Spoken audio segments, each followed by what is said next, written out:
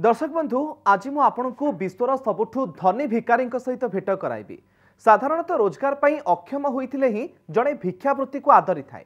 आमर धारणा रही आमे जानिछु जे भिकारी शब्दटी दारिद्र्य बा असहायता सहित जड़ित। खरा वर्षा शीतरे रास्ता कड़े छिंडा ददरा वस्त्र अलरा केशरे दयालु व्यक्ति अनुग्रह बंचुवा भिकारीटीए दिन को केते बा रोजगार करुवा भावी आमे तांकु दान करिथांती। किंतु आपण जानिले आश्चर्य हेबे जे किछि भिकारी भिक्षावृत्ति को एक पेशा भावे ग्रहण करी सेथिरु लक्षाधिक टंका रोजगार करुछंती।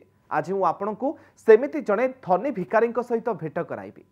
विश्वर सबुठु धनी भिकारी विश्वर सबुठु धनी भिकारी मान्यता रखिथिबा भरत जैन मुंबईर मुख्य रेल स्टेशन बा आजाद मैदान रास्ता कड़े भिक्षा थाल धरी बसी रहिबा घटना एबे चर्चार विषय होईछि। भरत एबे 7.5 कोटी टंकार मालिक। पिला बेले आर्थिक अनटन जोगु प्राथमिक शिक्षारु वंचित होइथिबा भरत भिक्षावृत्ति को आदरी नैथिले। एबे से अन्यान्य उत्सरु मासकु 60,000 रु 75,000 टंका जाय उपार्जन करुछंती।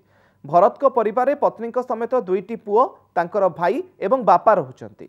से मुंबई भली खर्चबहुल सहरर फरेल इलाका रे गोटे 2 शयन कक्ष बा जाहाको आमे कहूचु जे 2 BHK विशिष्ट फ्लाट किनिछंती। या सहित से थाने अंचल में 2टी दुकान गृहर मालिक जो मासिक 30,000 टंका भड़ा मिलुछि। तांको पिला माने कन्वेंट स्कूल रे शिक्षा सारिछंती।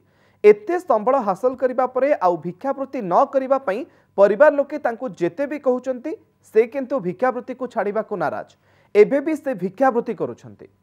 दर्शक बंधु आज प्रतिद्वंदितामूलक दुनिया रे दिन तमाम खटी खटी जड़े कई टंका रोजगार करिपारुनथिबा बेले भरत बिना कष्टरे 10 रु 12 घंटा भिक मागी दैनिक 2,000 रु 2,500 टंका जाए आय करती। आ सेथिपाई से विश्वर सबुठु धनी भिकारी।